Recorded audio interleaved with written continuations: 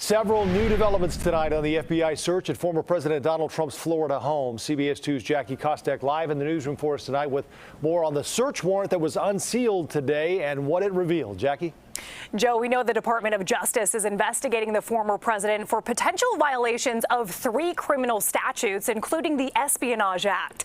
In that search, the FBI seized 11 sets of classified documents, including 4 sets that were classified as top secret. Still, CBS 2's legal expert tells us tonight that a search warrant is very different from an arrest warrant, and searches are not necessarily a predictor of potential future charges. Getting a search warrant is the first step towards gathering evidence. There may not be any crime committed, and the document just sits in a file, and that's the end of the story. CBS 2 legal analyst Irv Miller says in his years as a prosecutor, he helped draft hundreds, if not thousands, of search warrants. The majority, he says, did not result in a charge being filed. Still, Miller says the unsealed search warrant taught us something. They were concerned that the document possession by the former president was a violation of federal law. In addition to a possible violation of the Espionage Act, the unsealed warrant shows the government is investigating former President Trump for the removal or destruction of records and obstruction of an investigation.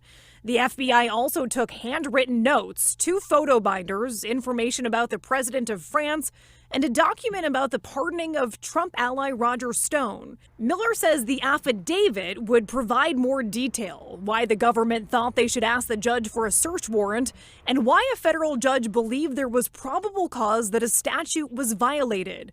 Whether or not that affidavit becomes public, Miller says, hinges on one big thing. It depends if he's charged. If he's not charged with anything, that is the former president, you will never see that affidavit. If he is charged, you probably won't see it until a couple weeks before the trial starts. This week, the former president called out former President Barack Obama for moving presidential records to Chicago for his presidential library. The National Archives releasing a statement today, essentially saying former President Obama has no control over his presidential documents, which are moved, stored, and maintained by the archive. Miller says there's a difference in the way records were handled post-presidencies. It's basically the difference between something the right way and doing something the wrong way. If you do it the right way, it'll end up in a presidential library for the world to see it. If you do it the wrong way, you could end up with a criminal charge in a federal courtroom.